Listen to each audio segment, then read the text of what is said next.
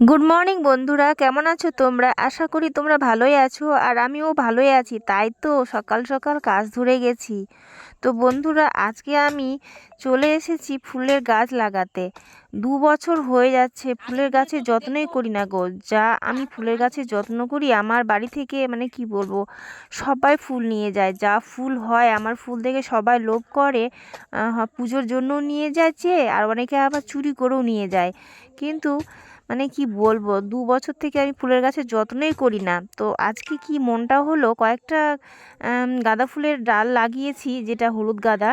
আর আজকে আমি কাকিমাদের বাড়ি থেকে নিয়ে চলে এসেছি, যেটা হচ্ছে রক্ত গাঁদা। তো আমি কিন্তু গাঁদা ফুলের ডালটাই লাগাই, কেননা বলো তো, ডালটা লাগালে গাছটা সুন্দরভাবে হয়, মানে ছোট, মানে সুন্দর হয়।